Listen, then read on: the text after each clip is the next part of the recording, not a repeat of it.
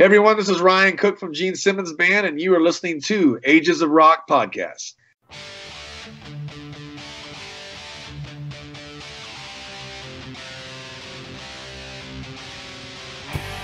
Welcome to the Ages of Rock Podcast with your hosts Bill Algie, Dennis Talbot, and Alan Tate. We are three guys who have one thing in common, a love of rock and roll. Our goal is to talk about all things rock. We hope you find this show intriguing, funny, and occasionally highly opinionated. Enjoy!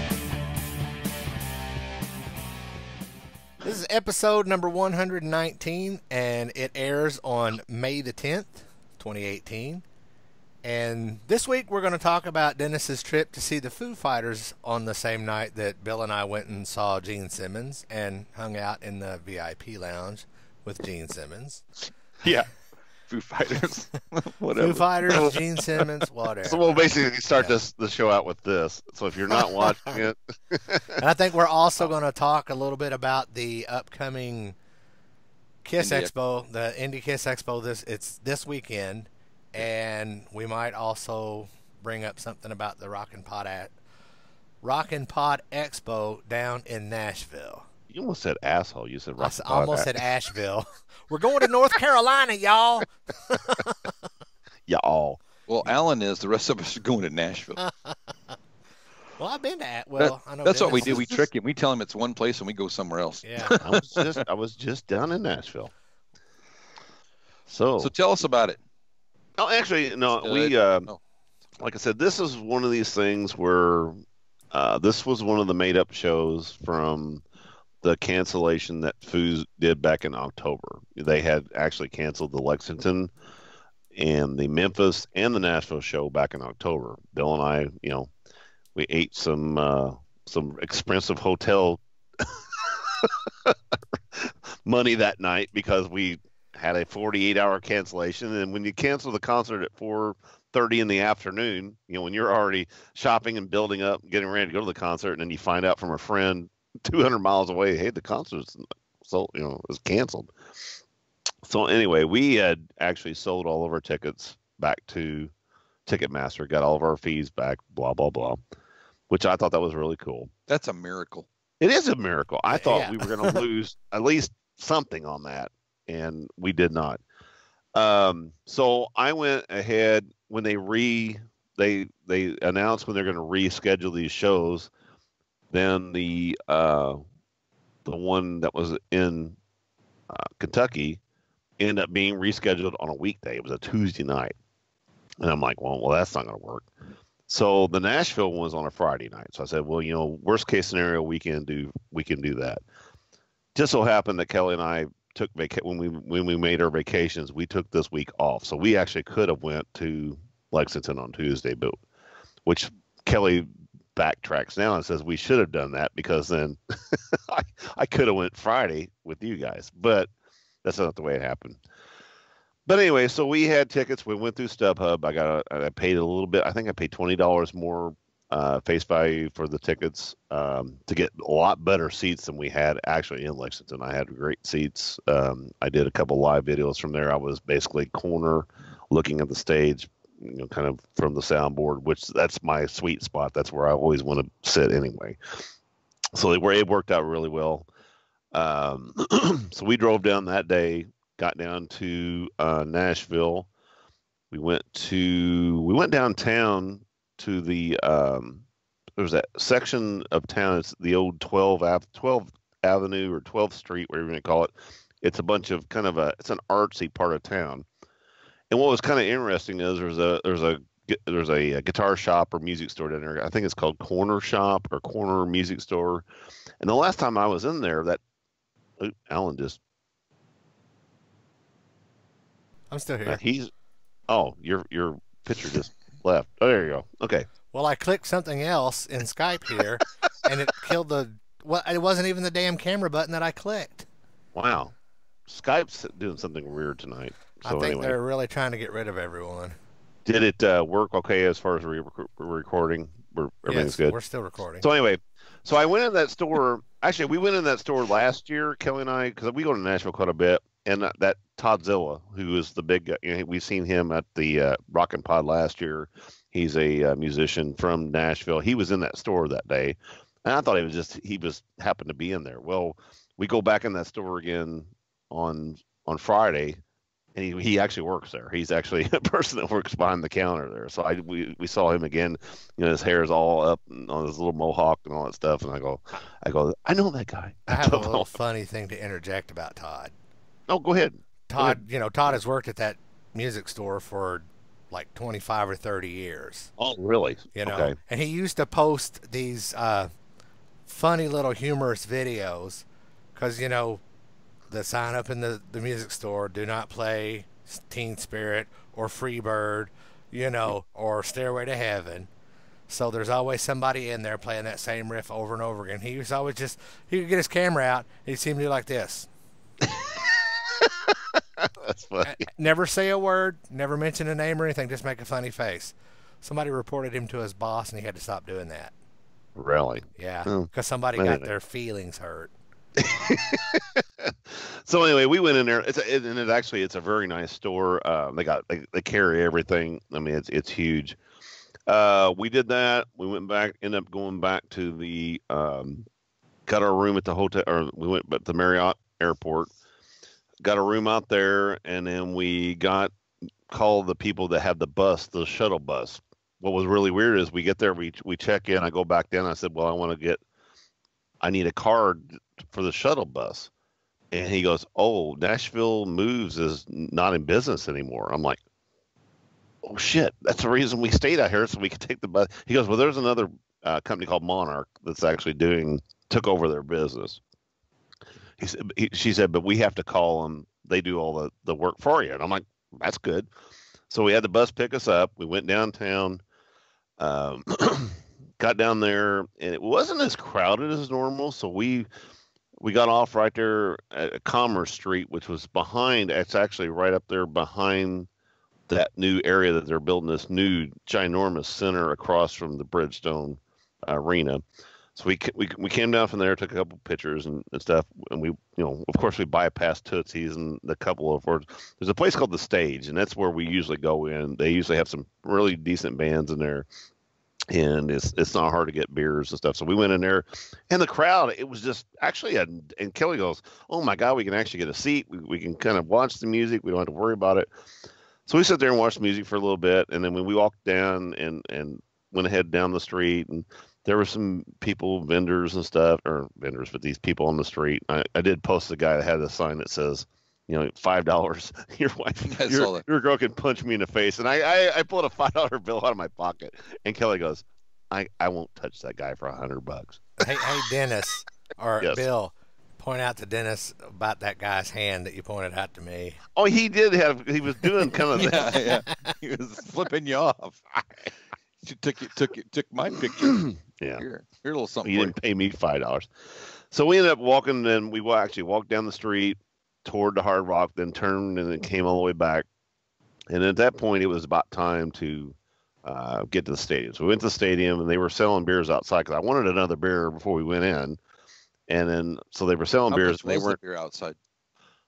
They were the same as they were inside, and they were $10 for a 24-ounce can, which is really not a bad deal. Who was selling them? Just a vendor? Just like a guy with a cooler? They were actually the people from whoever has the contract with Bridgestone, because that place is roped off. So Kelly went to buy a T-shirt, so she went over there to get a T-shirt. As she got a T-shirt, I went and got a drink. So we go on in, we get our seats, and then we got in there about right before 7 o'clock. The Struts hit the stage at 7:15. They came out. They were really good. Struts were somebody who I wanted to see beforehand. They played very well. They were extremely loud, and it wasn't mixed very well. That I think were they Ted Nugent loud? No, they were not Ted Nugent loud, but it was. And I didn't think it was that loud. Kelly goes, "Boy, they're really loud." But the whole point, and this is kind of odd, and we found this out at Bridgestone a few times that we've been down there. People don't come in to the main act. They either stand outside or they stand out in the atrium area, which is a huge atrium area. They got all these restaurants and food and booze, and hell, they were selling Patron. They had a Patron stand. What? Like, really? Oh, Bill's like, See, he got all lit up. Yeah.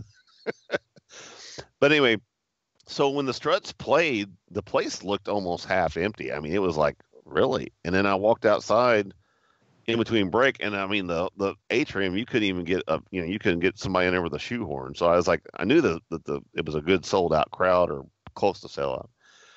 So as soon as they got done, they played 7:15 to right at 8 o'clock, 45 minutes, did a good set, sounded good. They finally got the sound a little bit clearer.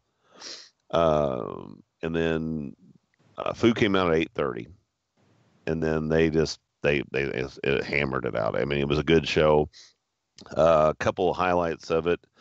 They did play 3 songs off the new album, and they had their backup singers. Those 3 female backup singers that came out. They did "Sky as a Neighborhood." That was one of them that they used them on. And I think "Run" they used them on, and they did "Dirty Water," which they brought them out again. But they one thing I like about the Foos this time, they had a huge, ginormous video screen in the background that they turned on a few times, but most of the night it was basically a square that's sitting up on its points, kind of like the Concrete and Steel. I say that's the logo. cover of the album. Right. They had that back there. They had video on it, but it was fairly small. So it didn't distract from, I told Kelly I told him, I said, I like that because it made me watch the stage. I watched the people on the stage, because I find myself anymore, you go to a lot of these concerts when they got they got the screen the size of a, skyscraper behind you, you end up watching TV all night. You don't watch the stage, you watch TV basically. So I did like that part about it. The sound was really good. It was really loud. It was very clear though, and you can see by the couple of posts that I did on my Facebook Live, it did sound, it come out on an iPhone perfect. Dave's voice was a little rough at the very beginning. For a man who screams 3 hours every night, I just can't believe that his voice stays together that well. And we are at the end of a run. I mean, like I said, they did the whole tour. They are actually going to this was their last show with the Struts, and they're going to take a little bit of a break, and then they're going to finish up another leg of this, I guess the last of this tour. So they're coming from, they just did Memphis the night before, and the other one on Tuesday. So, a 3-hour show screaming like he is. I'm surprised his voice holds up that well, period. They did bring out, when Taylor does his little song he does, Under Pressure, he's done that for a few years now. They brought the Struts lead singer out and sang along with him. I wish Taylor would have just shut his mouth and not did anything, because the guy from the Struts, if you know anything about the Struts, the guy looks like Freddie. The guy sounds like Freddie. And he did a really good job. I mean, he was tearing it up. And there was a couple of times that Taylor tried to sing along with him, do little harmonies, and it just really, it fucked it up. He should have said, "Look, dude, you just sing this and be done." But Dave went on the drums at that point, so that was kind of cool. Of course, there's 18,000 people out there with signs wanting to come up on stage. Well, they pulled this little kid up named, they called him Little Fonzie. He kept messing with this kid and kept putting him on camera. He had his hair slicked back, and he's like going, "Little Fonzie." He goes, "We're going to school you. How many people have seen the Foo Fighters?" Well, of course, everybody say, "Yeah." He goes, "Well," because I'm sure you haven't seen them, so we're going to school you. Number one, you need earmuffs, because I like to cuss a lot. Just like the motherfucker, or something like that. So anyway, he keeps messing with this kid, and finally, at the point where the last 2 shows, Chris Shiflett sings actually "Under My Wheels," Alice Cooper song. He said, "Well, bring little Fonzie up on stage, and Dad, you're a cool dad, bring him up here." So the little kid comes up, and I guess I had on a sign he could play the drums, and Dave goes, "Okay, you got a minute. You got 1 minute." So they let the little kid up on the drums, and he just kind of does some solo stuff, and kind of like, he doesn't really ever play anything, but the kid was probably 7 years old, 8 years old, maybe. Didn't do a bad job there. You can see those on YouTube. It finally gets to the point where Dave's like going, he goes, "Look, he's not my kid. Dad, you need to get him off I need my show back." And the kid starts playing again. It's like going, "Look, I'm not a daycare. Dad, you got to get him off the stage. They go, get the kid a Coke. Take him over here. There's a whole cooler full of Cokes over. Go to that. So then they kick it back in again, and like I said, it was a really good show. I mean, they were you could tell they were having fun, and it was a little looser than normal. And like I said, his voice wasn't as good as normal, but it was a great show, and it was a 3-hour night. I mean, it was a good night. And he wasn't in a chair. No, he was not in a chair, which is kind of cool. I liked the chair. I thought that was kind of funny. I've seen 2 of those shows. So anyway, we left there, and of course, Bridgestone gets out. That's 20,000 people hitting the strip on a Saturday night, which is already at this point, basically the gutters are full in Nashville. So I told Kelly, we looked at the watch. Well, the bus that comes to pick us up picks us up on the lower half an hour to take us back every hour. Well, we just missed that one. So I said, well, let's go down and let's have a beer. So we went down there, get in front of Tootsie's. And there's an ambulance there. They got some lady on a stretcher. You can tell she's just completely out of her mind drunk. And there's this ginormous vomit pile right in front of there. I almost stepped in it. So I walk around that, and Kelly's like going, oh, my God. So we get down a little bit farther, and this other girl standing on the thing with her other girls. They were in a bachelorette party. She's got a garbage bag over her head, and she's going, blah! She's fucking throwing up. I looked at Kelly and go, we need to get the hell out of here as fast as possible. I said, is it basically a bunch of 21, 22-year-old people that are just flat out drunk, that have no respect for anybody, anything? They're bumping into you, just being assholes. So we went down to where you turn up that one street where the Wild Horse is. There's some newer bars up that way that kind of people don't quite go up that way yet. It's kind of new. There's a place called the Pita Pit. It's a place that makes these pita things. It's horrible food. I like Pita Pit. We do. We actually, Kelly, we had one in Evansville. It was like so gross. Anyway, so we went in there, and I had a gyro. Kelly had a falafel pita. Time we were done with that, we walked back to Commerce Street and started walking up the back side of Broadway because we didn't want to go back to Broadway. And our shuttle was there, and we hit the shuttle, went back to the room. And I got up the next morning. Of course, it's raining cats and dogs, and it's not going to stop all day. So we had breakfast and hauled ass back to Evansville. So that was my trip to the food. But it was a good concert. Had a good time. And then, like, these 2 buttholes are texting me the whole time, sending me pictures, going, look at this.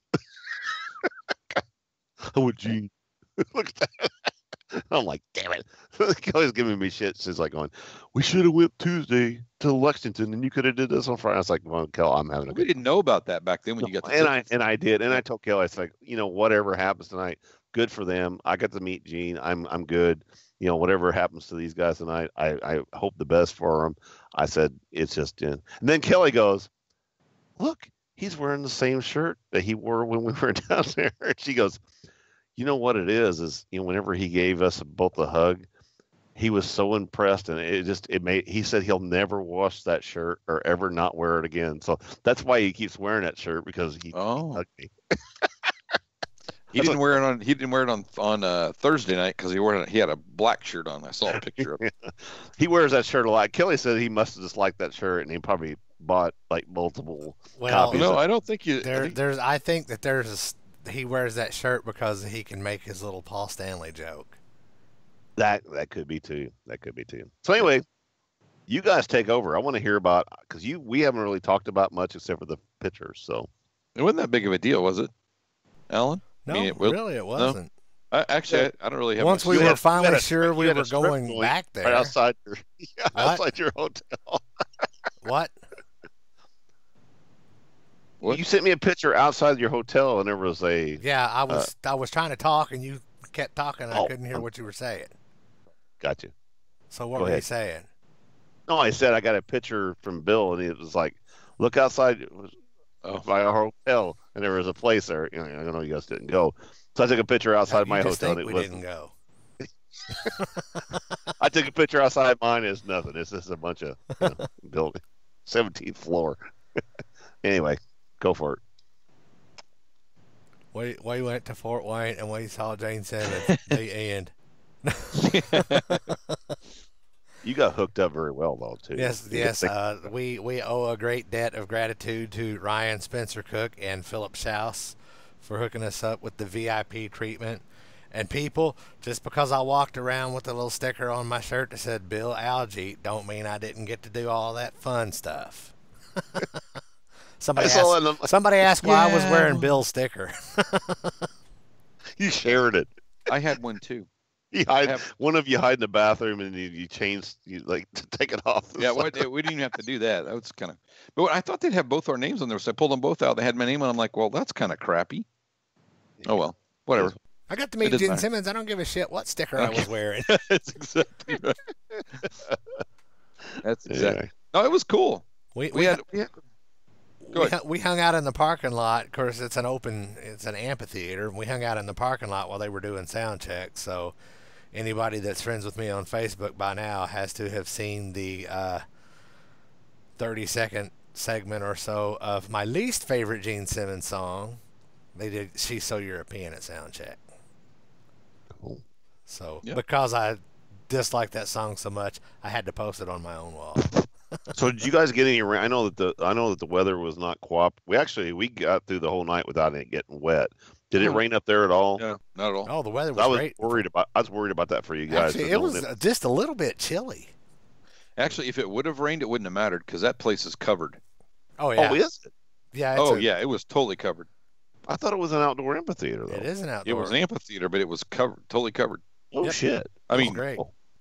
The sides were like really low, and it was. Yeah, actually, the guy told us in the parking lot that guy told me in the parking lot that they've never had a show. They never canceled a show because of rain, because it doesn't rain. They've had thunderstorms and people don't get wet. So is it kind of like Clips where they have that under thing, and then Clips lower. has it's an igloo looking thing. Gotcha. So it comes down on the sides. So it was pretty cool. Actually, cool. For anybody that wants to see it, it's Follinger Theater, Follinger, in Fort Wayne, Indiana. So get on the Google. They got some good band. Ted's coming up there. Awesome. Uncle Ted's going to be there. Yeah, people in the neighborhood, like 4 communities over, are going to hear Uncle Ted cuss and talk about killing it and grilling it. So it ought to be fun. Which is very ironic because it's right next to the children's zoo. Oh, that's right. Yeah. I bet you money he makes comment about that. I'll guarantee it. The bus is like right up against the safari. That's great. That's funny. Yeah, it was great. We had a good time. It was a lot of fun, and we got a little nervous, didn't we? Oh, yeah. First of all, we thought the show was going to start at 8:00, so they were, because that's what the ticket said, and they were supposed to call us back to the VIP area at like 7:30. So the funny thing is they told us to go stand by the merch booth. Yeah. For the first time in the history of Gene Simmons, there was not a merch booth. They had you're kidding me. No shirts for sale, no stickers, no hats, no nothing. Somebody dropped the ball on that one. Well, I think, honestly, it was because that was a 3-date run, and it probably wouldn't make enough money to justify hauling all of that stuff out. That's what I theorize anyway. I mean, Gene is a pretty savvy businessman. As we got to hear. Oh, yes. We'll get to that. By the way. Yeah. So yeah, go ahead, Bill.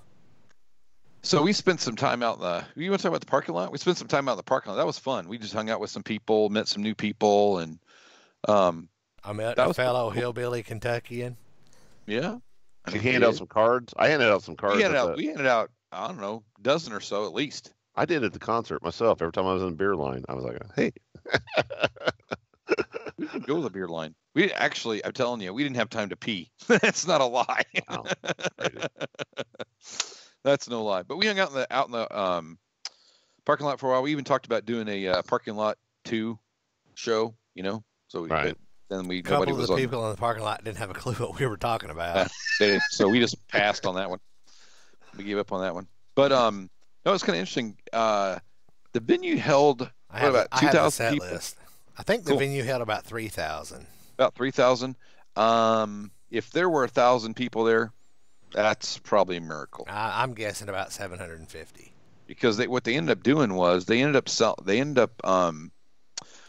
well, your buddy didn't have a ticket, right? So we went back. We went and ate dinner Right. with him. Went back, and so he could be there at 6 o'clock when the ticket office opened, and he get a ticket, and he got a third row ticket, third or fifth row, something like that, for $25, and it was $100 ticket. Really? So Wow. yeah, shout out to my buddy Mike James. Yeah. So Mike got a good ticket, and he turned us on to a good pizza place. And but yeah, so people were going up there, and there were people that were a little bit frustrated because you'd see them come up there and get tickets, and I heard a lady complaining that she paid $100 for her tickets and came out and bought her friends 2 tickets, and they're going for $50 for both of them in seats better than what she paid $100 for. So she was not very happy. So we got our tickets, and we were in I don't know, they were tickets, but they were about halfway back. But I'm telling you, halfway back would have been the last row because you could have put everybody in the lower section for sure with not much problem. Right. It just wasn't busy. But so we waited. We tried to find the merch booth, right? Finally found something that looked like a merch booth. Yeah, the lady said, he didn't bring any merch, but if there was a merch booth, this is where it would be, so you guys are in the right place. So we waited and waited. And waited. And waited. See, that kind of sounds like when I went to REO Sticks. I did a lot of waiting, and I'm finally going, I'm just glad to see the show. It doesn't matter, but it's like we had that discussion, didn't we? Yep. It was like when it was 7:30 and they hadn't come get us. We both started to get a little antsy. I think I'm like one of those on time guys, so I was starting to get a little antsy, and then 7:40, and I'm like, and 7:45. And I turned around and like, looked at him. I'm like, I don't think we're going to get the VIP experience. This is not happening. And then no sooner than I said that, some guy come up and asked if we were waiting for that. So you can see both of us go, oh. yeah, that's me. Awesome. It's awesome. So they took us backstage, and you did all this before the show, then? Yes. You got it as a before the show. Okay. Yeah, it was Correct. before the show. Gotcha. Yeah, and literally right before the show. I'm gonna say you're already like burning daylight at that Well, point. I think we sat down there for about an hour. Yeah, we were Yeah. we were down there for an hour. Yeah, close to that. Oh yeah, for sure. And we were also the first 2 in the VIP room and the last 2 out of the VIP room. 'Cause that's how it's supposed to be. So yeah. So you want to tell them about when we went in? Well, we walked in the door, and Gene and Brent Fitz, and then a couple of people that are affiliated with the Fort Wayne music scene or whatever, they were all sitting there talking or whatever. And Gene says, there are some couches over there. Please have a seat. Make yourself comfortable. Would you like a piece of pie? Would you like a cookie? And I said, no, thanks. I'm watching my girlish figure. And he says, so am I. Not creepy at all, Gene. But it was typical Gene. He offered us water. Said you can have whatever you want. Just get whatever you want. It was really cool. It was interesting because you walk back there and it was just like there were just some guys sitting around chatting and talking business. Gene, so it wasn't like where Gene you talks went up business and thinks business 24/7. 24/7. Yeah. Yeah. So it wasn't like when you go back there, you didn't like line up to go meet Gene. It was No. basically just it was kind of hanging out and There were 3 couches down there, and there were 8 of us doing the VIP thing. right. So Yep. did he? So at one point, did he come over and sit with you guys and talk or anything, or was it just kind of like this kind of a free form? Everybody just He came over. There was a guy and his daughter there, and he talked to them for a little bit, and then there were a couple. Ryan. There were a Yeah. couple of girls there that were there also as guests of Ryan's, right. and he talked to them first, and then he came and talked to the father and the daughter. And when he talked to them, the 2 girls went and talked to Ryan and Phil and all of those guys. Right. But Gene They came weren't. over. They weren't in chaps, were they? No. But But there's a band. Anyway, I'm thinking. I brought my Gene Simmons asshole CD, and I had him sign that. Right. And one of the guys there that was helping promote it runs a local record store there in Fort Wayne, and Gene was telling him that the name of my CD is Asshole. And the guy was like, "Really?" And he's like, "Yes, please show him." So I had to show the guy my CD so he could see the name of the album. That's funny. And then Bill It is had funny. some stuff signed. I'll let Bill talk about that. Yeah, so he signed. So I had him sign. I had photos. When Alex and I met him in 2009, that poster, that 8x10 of that's been hanging in my room here for a while, and so I got a copy of it over on Friday before we left, so that I had two. So he signed two of them. So I gave one to Alex when we got back. Oh, how She cool. didn't know that about, so it was kind of cool. But I showed him the picture, and I said, "Oh, I think first of all, Gene doesn't shake hands. For those of you that don't know that, he's a fist bumper. Yeah, fist bumper. Yep. So we bump fists or whatever, and then we're talking, and I said, we met before. You just don't know that we met before." And he said, "Oh, I probably, he said something, whatever."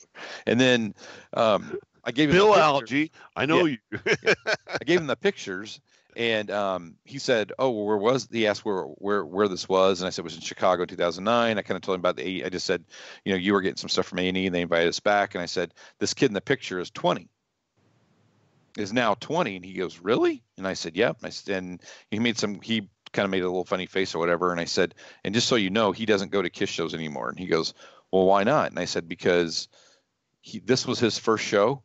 And he said, there's really no reason to go after that because nothing's going to top that. So why go?" Right. And he goes, "Oh, that's interesting. Whatever." And he just kind of was like, he's "Damn, I lost some money on that one, didn't I?" He's thinking, how am I going to get people like that back to my show now? Exactly. But it was funny. And then, but he was very, I don't know how many times he offered us cookies. How many times? I don't know. 4 or 5, 3. I don't know. Something like that. But it was interesting sitting there in the lounge because we were sitting in that lounge area, and before he came over and started talking to us, we were listening to him, and they were talking about some work he's doing for IndyCar and just his philosophy on Costco and that whole thing about how it works. And it was really cool listening to him talk, and it was business. He was talking about business stuff. 24. It was business. The most interesting thing that I heard him say was, farmers need investors and businesses need Jews. Yeah. I didn't catch any of the context of where that came from. I was sitting there talking to Bill, and I heard him say that, and I was just like, what? Well, you said, "Did you hear him?" And I said, "Yeah." That was, and the funny thing is, for listeners and stuff, if we say something like that, Gene says shit like that all the time. He did it down there. He did it in a derogatory manner. Oh, he was actually singing a song at the vault thing, and it was like something. Oh, it was it was a police song. And of course, he puts the word Jew. I mean, he just he just does that. I mean, that's his shtick. So he left for a while. Okay. And then we talked to Jeremy for a few minutes. So Jeremy's going to be on the show at some point. Oh, did you get a hold of? Okay, I haven't talked to him as much because he was running late that day, so I didn't get a hold of him. So we're going to try to get him on, and then we talked to Phil again, our Phil, and then Gene came back out. But he comes back out. He's got that guy he had that guy with him from the record store or whatever, and we were talking about vinyl. The three of us talking about vinyl, and he was talking about owning this store, and he's had it for like 25 or 30 years, a long time. Did you get his card? You have his card, right? I mean, did you have a card? Yeah, I have his information. It'd be cool to have him on just to talk about that whole thing and how it's changed. But sure. Anyway, Gene walks out and he goes, "What do you guys do?" He said something about, I think he asked us what we were talking about, and the guy said, "We're talking about vinyl, Gene." And Gene goes, "Oh," and I said, "See, Gene, I have vinyl," because I took my Dress to Kill album to have him sign, but it just really wasn't. It just didn't feel like it was like a, here, sign everything I can bring. Right. I had him sign a couple things. It just didn't have that vibe. It was just kind of a relaxed kind of thing. Anyway, didn't feel as business-like to me anyway. So I said, "Well, I like, I buy vinyl." And he goes, "You buy vinyl for emotion. That's what you buy vinyl for." Interesting. Because of how it makes you feel. And I was sitting there, I was like, damn. He is right. He's exactly right. Well, didn't he make some comment about vinyl wasn't making as much money as it should be or something like that? And that's how that kind of transgressed? That's how it kind of got started. Yeah, that's how it started. And then he said, well, it's not like music. You can, and then he said something, and I don't remember exactly what he said, but he said something like, vinyl, schminal, whatever. And he goes, people just throw stuff around. And he said, it's like tuna and tuna fish. And I was like, what? And he goes, yeah, like tuna and tuna fish. He goes, you have tuna and you have tuna fish. Why don't they just call it tuna? It doesn't make any sense. They call it two different things. It was kind of strange. And then he goes, it's like avocado. You call it something, but it's not really. And I'm like, okay. And he said, no, like, I said, well, I made guacamole last night. And he goes, yeah, like guacamole. Why don't they call it, okay, you have tuna and tuna fish, and you have avocado and avocado salad. No, it's not avocado salad. It's guacamole, which is a hard word to say, makes no sense whatsoever. And we started laughing. It was funny, but it was hard to, when you get in those situations, and I know remember it from a couple weeks ago, you try so hard to remember every single thing that happened. Oh, dude. Yeah, exactly. And don't forget anything. And so the whole thing about even the vinyl, I remember when I was mowing the grass when we got back, because Alan and I were talking on the way back. We got to remember all this stuff so we can remember to talk about it on the show. Mhm. And so it's like, so I had to stop when I was mowing and put vinyl in my phone. So I remember to talk about the vinyl. Oh, exactly. So I wouldn't forget. But I couldn't remember the segue, how we got to the other stuff. But anyway, we talked for a few minutes, and then Jeremy came. No. Nope, hold Ryan. on. We haven't told Alan made Gene do a double take comment. Oh, yeah. That's right. Bill about passed out comment. Yeah, it goes back to that. Everything was kind of happening so quickly, you don't really know the context of some of these comments. But Gene said something to the effect of, women are the boss. And I said, of course women are the boss, Gene. They have the pussy. And he took his glasses off and he's like, what did you say? And I thought Bill was going to pass out. I was like, and I said, women are the boss because they have the pussy. And he was like, I did the little hand thing. yeah. But, yeah. That's right. and then he turned around. And I don't remember exactly what his reply was, but it was something to the effect of, that is correct. Yeah. And I just stood there. I was like, this is where we get thrown out. We're going to get thrown out of a Gene Simmons show before the show even starts. But that's okay because we already had our stuff signed and we already had our pictures. It was like going, Alan, this was the greatest night of my life, and now you just fucked it up. It's like one of those, you hold your breath. You're like going. But Gene did chuckle, so it wasn't all bad. When he stopped and he took his glasses off, I was like, oh. Oh boy. Well, some of the things that I've heard come out of his mouth, I couldn't imagine that would upset him. Oh no, I wouldn't thought so either. But you never know with all this stuff going on, and and he's like, yeah. I was like, oh, but no, he was fine, and it was totally. Then we stood there, and then Ryan came and got him and said, hey, we got to go. Right, we got to play some music. And Gene started to walk off, and he goes, no, we got to go like right now. Yeah, so he just had to lead him off. It's like, no, come this way, mister.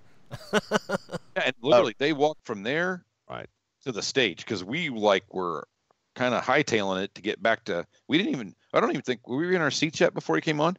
They were walking out on stage just as we were coming back around. They were still putting our guitars and stuff on when we got back in the audience. So they started while we were still walking in our seat, but we didn't miss anything. Real quick before I forget this thought, real quick, you mentioned before Gene's fist pumping and his journey. You think he's journey. I don't think that Kelly, because Kelly, we mentioned that because there was somebody that was saying something about that. We were talking about that yesterday with Kelly, and Kelly goes, for somebody who originally fist pumped you when you first came in, but then, like I said, when I got upset, he's touching my face, pulling me in from that part, and then, like I said, whenever we took our pictures, he's fucking holding on to you, grabbing you, pulling you in, just kind of. I think the fist pump is just kind of a cool thing. I don't think it's a germ thing. I think it's just basically, because a handshake just takes too long. A fist pump's quick. I'm gonna get it done, and then if you have in a moment. Unlike, Howie Mandel wouldn't be able to touch you, you know what I'm saying? Right. Well, yeah, that could be. Also, when you shake somebody's hand, you don't know if you're going to get a nice, firm, dry handshake or if you're going to grab hold of a wet, limp fish hand.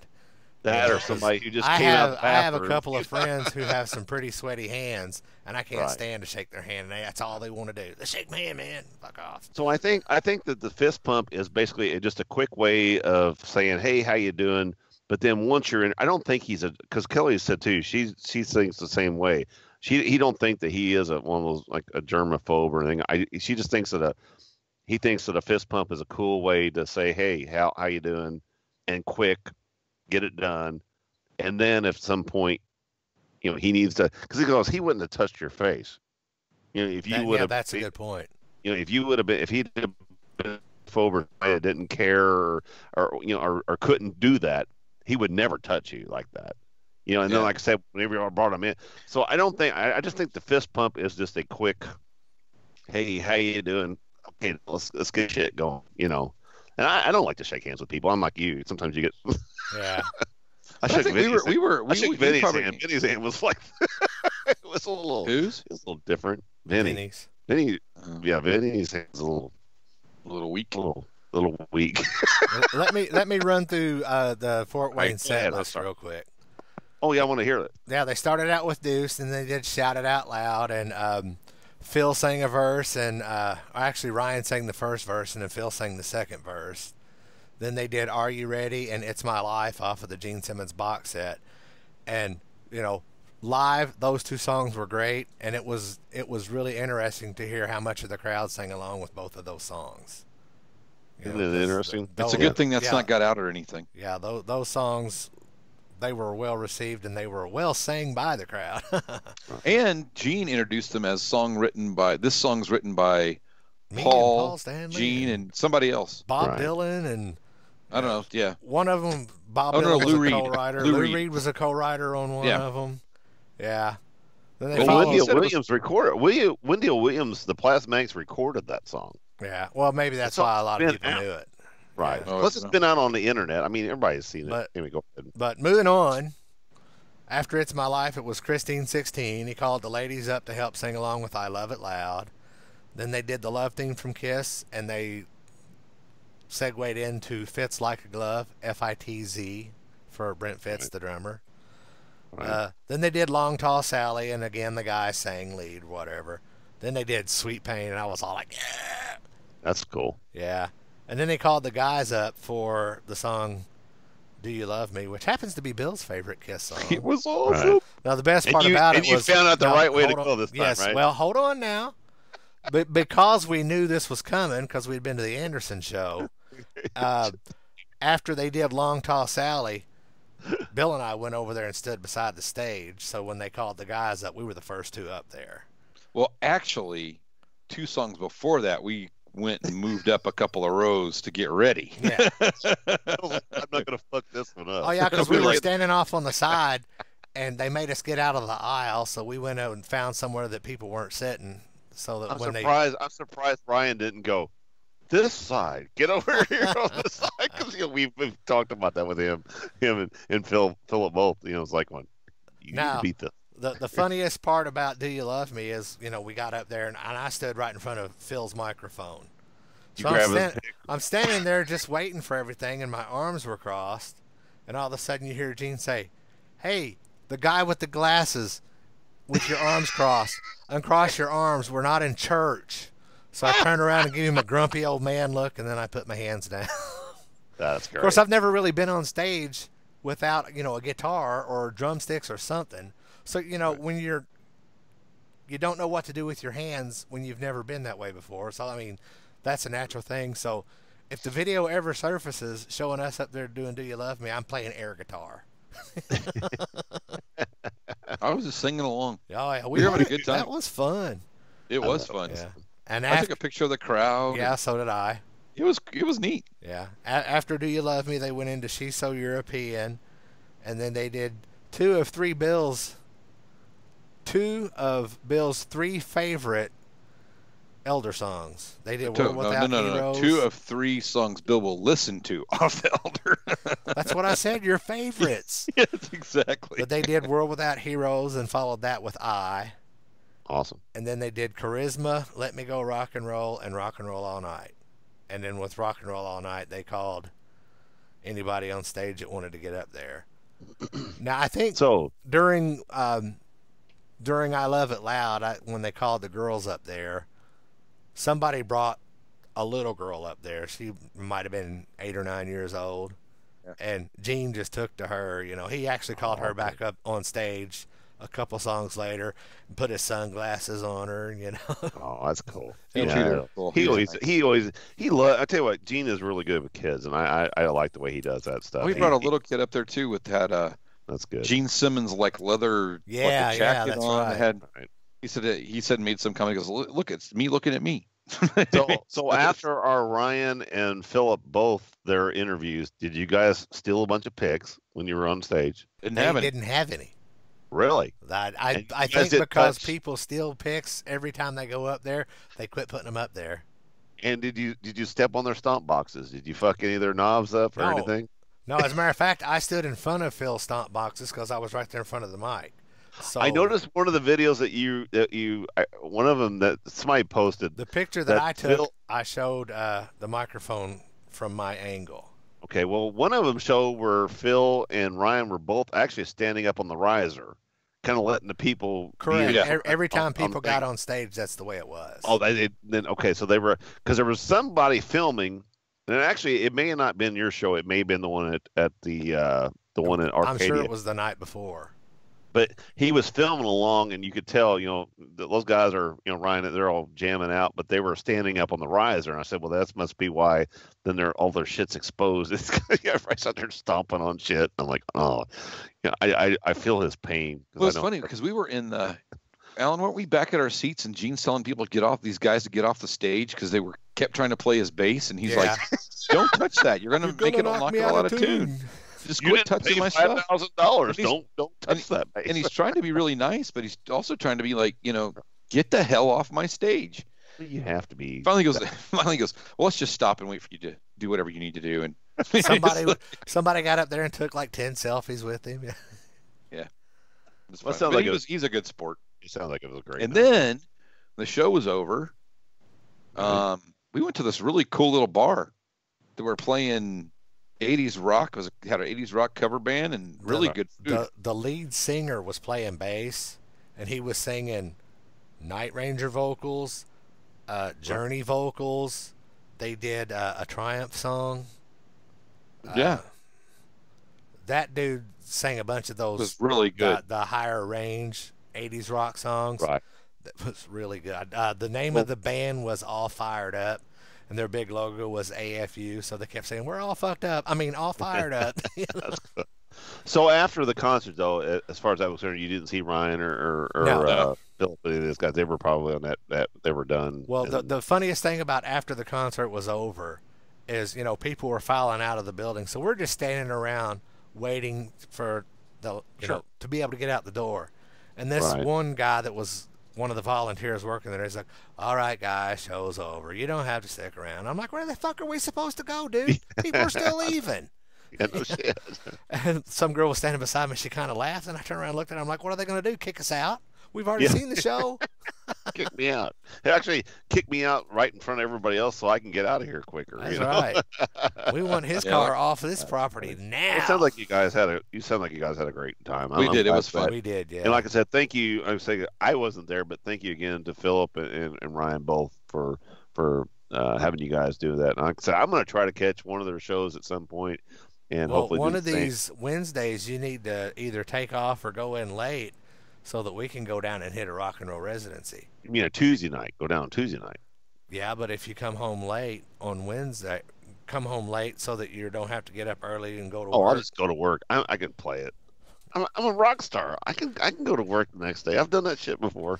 No, we're definitely going to do that because actually I just seen where they were saying, hey, we missed last week. We're going to be down there. I guess tomorrow night they're going to be rocking it up. No, we definitely have to make a trip down there. But Yeah, well, Laura told me.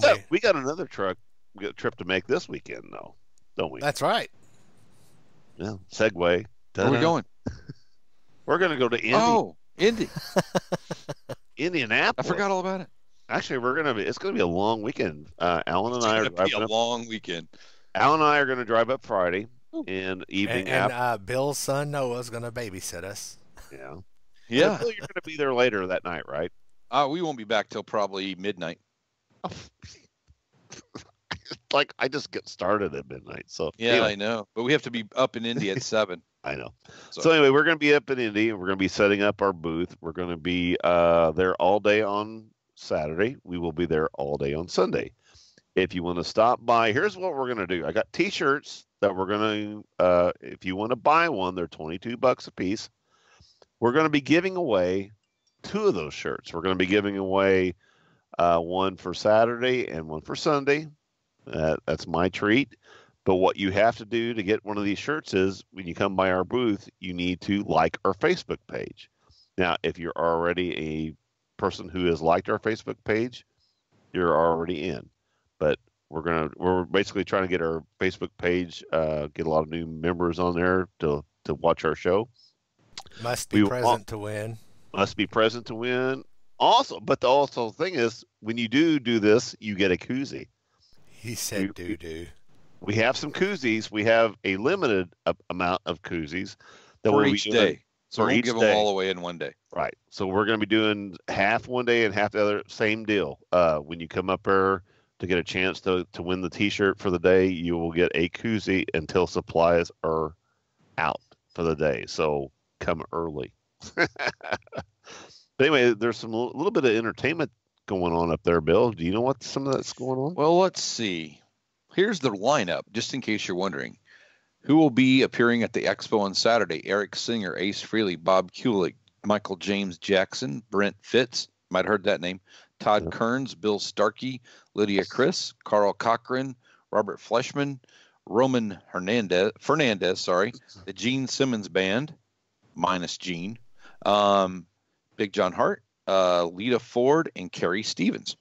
And Eric Singer, Bob Kulick, Todd Kearns, Brett Fitz, and a special appearance by Ace Frehley will be performing. And the Gene Simmons Band will also be performing. So our buddies in the Gene Simmons Band is going to tear that place up. And I'm telling you, they're going to play some deep cuts. Oh, dude. And I saw them at any of that shout it out loud bullshit happening. I saw that at the Gene's Vault. They did like an acoustic set. I'm sure there's going to be electric, but they did an acoustic set, and dude, they were pulling out the stops. I mean, it was shit. That's going to be awesome. It's mesmerizing, and that's just one day. That's just one. Okay, so on if you can make it through Monday, Saturday. If you can make it to Bill Monday, is already exhausted and it hasn't started yet. It's not Monday yet. This is Saturday alone. Saturday. If you can make it to Sunday. Right. The guests are Ace Frehley, Bruce Kulick, Bob Kulick, Anton Fig, John Todd Howarth, Mark Slaughter, Brent Fitz again, Todd Kearns, Lita Ford, Carrie Stevens, and Bobby Rock is coming, but nobody's sure exactly what day yet. So he's going to be there one day. But Sunday's live performance is unbelievable. Bruce and Bob Kulick Band with a special appearance by Ace, and 4 by Fate will be playing, which happens to be Frehley's Comet, right? Oh, yes. Oh, yes, it does. So I'm going to guess that Ace is probably going to do a song or two with them, too. I would think that's going to happen. Technically, 4 by Fate is half of Frehley's Comet.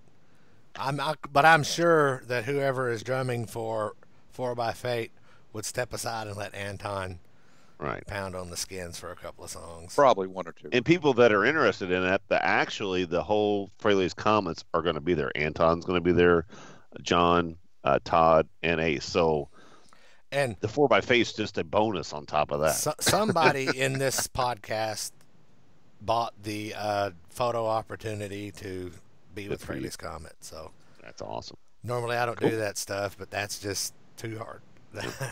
Too hard for me to resist. But it wasn't $2,000. No, it was not. Oh, no. Oh, and by the way, Dennis, did we mention that we spent an evening with Gene Simmons? There's my like vault. $74. But you know what? It is what it is. Teasing you, man. It is what it is. Kelly said, those guys are going to give you shit now about that. I'm like, absolutely. Wouldn't have it any other way. But anyway, no, this weekend is going to be just absolutely epic. I'm going to tell you right now, I'm sure we're going to have all kinds of stories next week. There's going to be a lot of great performances. A lot of good people. There's some other podcasts that are going to be up there. Growing Up Rock. It's going to be Julian Gill's going to be up there. Podcast Rock City. Podcast Rock City. What's the other one? Classic Rock Drops. Classic Rock Drops is going to be up there. So a lot of our buddies are going to be up there now. And then we're going to be giving out some, also at our table, if you want to come by, we're going to be giving out some cards for the Rock and Pod Expo that is happening in August. I got that right this time? That is correct. August 25th, Uncle Gene's birthday. And the Breaking big announcement news. The big announcement this week that Chris is going to be there. Chris and Aaron, they got it finalized. Vinnie Vincent will be there. They not only is he going to be doing signing, he's going to be able to. There's different packages you can buy through. I think that's just through Ace, or not Ace, but through Vinnie and his company for autographs and for photos and for signing guitars or what have you. But Chris and Aaron are going to do basically a live podcast with Vinnie, and they're going to sit down and basically go through Lick It Up, song by song, and Vinnie will be telling his stories about that album. There are going to be a lot more other people that are going to be there for this pod expo. They're going to be record dealers, and there's over 25 podcasters. We're in a bigger space this year. It's going to be a really fun time. So if you want to go to that, and I tell you what, and to get in, it's $10. I mean, it can't be no better than that. It can't be $10, man. That's giving stuff away. It's $10. You 20 if you want to go in early. It is 20 if you want to go in early. But if you donate right now, $10, it gets you into the podcast expo. And if you donate $50 and mention us, you get to do a show on our podcast. And pick a topic. If you spend $75, you get the T-shirt and the topic. And hang with us. If you spend $100, you can have dinner with Dennis. You can wax my car. What? Free. Pole? No. My car. I tell you, before we get off here, do you have to tell a real quick funny story? All right. When we were driving up to the hotel that we stayed at in Fort Wayne, so this was kind of not a planned thing. I mean, it was sort of planned, but we just went cheap, got some that was okay because Fort Wayne's kind of weird where the hotels are in the interstate, and we were trying to get close to the venue. So the closest place to the venue. Plus, you didn't take your wife, so it didn't matter. It was a matter of it's just we just need a place to sleep. We just need a place to stay, and that's what guys do. And actually, it wasn't a bad place. It was all right. But we get off the exit, and I said, "Where is it?" And we keep looking around. I'm like, "Oh, it's right over there." And we open the windows, so we see this establishment next door. We open walk in the room, and the windows are open, and right outside of our window is Brandy's Exotic Dancer Club. So I get a photo. I get a text at like 3:30 in the afternoon, and Phil goes, "This is what's right outside of our fucking hotel." And I'm like, I took a picture of my hotel. It's like I don't have Brandy's outside. It was funny. It was. Now, did you guys go and visit Brandy's and at least have a beer? Absolutely not. Oh, nope. Man. Nope. All right. Be none of that happening. No. But there were people there because when we got back to the hotel about midnight, it was packed. Yeah, it was. I guarantee it. Was there a truck stop next to it too? Probably. Yes, truck cross street. Oh yeah, you don't want to go in those places. I don't blame you guys. Pilot. Well, there were also some motorcycles in the parking lot. Yeah, you need to go get some sleep and. Yep, that was about it for our trip. That was the end. That's how it ended. Yep. It was an exciting week for all three of us. It was. It was cool. It was a good week. It wasn't like I said when I posted all the pictures and everything. It was surreal. It was really interesting to see Gene was subdued and very humble. Because he was not being a showman. He was just hanging out and just chitter-chattering. Never raised his voice about anything. You know. It was really cool. It just was. Yeah. It was just. And that's the same thing I got when I did the vault. You know, you just see a different side of Gene. Right. It's not. And of course, we went in there not knowing what to expect. You know. Right. Neither one of us had ever done a VIP experience before, so neither one of us knew what the etiquette was. So we just kind of stood there until Gene was like, "There are couch is over there. You're welcome to have a seat. Oh, But thanks. he said it right away. Yeah, he said it right away, though. He was pretty cool Well, about just it. standing there, it felt like about 10 minutes. After you guys done shitting yourselves, why don't you go sit down on this couch? And, we didn't even really feel like that, I know. It was kind of interesting that I never really got the fanboy thing going on. I remember one when of us cried, by the way, Dennis. No, neither one of us cried. That's fine. But no, it was a moment for me. It was Sure, the way, But that's one thing that was funny because whenever I had forgot to have him give me a bumper. So of course we were all talking about this beforehand. So I was like, "Well, Bill, did you get the bumper or did you pull a Dennis?" And he's like, and you made that comment. No, I didn't answer you for about 3 hours. Right. But the whole point was when you did answer back, I said, you know what, that was a smart move because, like you said, the whole situation wasn't that type of a situation. Yeah. To where, and you know what, and I agree with you. It was a smart move. You just at that point, you're just there, enjoy the moment. You do this stuff, and then you leave, and then you got your memory. That's why you need to do it because it's not. It wasn't like you paid to do like I did, and we were expected to get this stuff. You were there as a guest. You were a VIP guest, and we're just going to play by their rules, kind of deal. Yeah. So it was cool. It was cool for you guys. I'm envious. I'm envious as fuck. So it was cool. I'd do it again tomorrow. So. Yeah, absolutely. So anyway, all you listeners, man, come see us in Indy. And then say hello this weekend, and then also come say hello, come sign up, try to win some t-shirts and some swag. And then we'll see you guys in Nashville. Yep. And next week we'll tell you all about this epic weekend coming up. So till next week, folks, visit us on agesofrock.com. Check out our Facebook, our Twitter. Check us out on Stitcher Radio, all of those other fun places we are. Peace out, folks. See ya. This is a weird.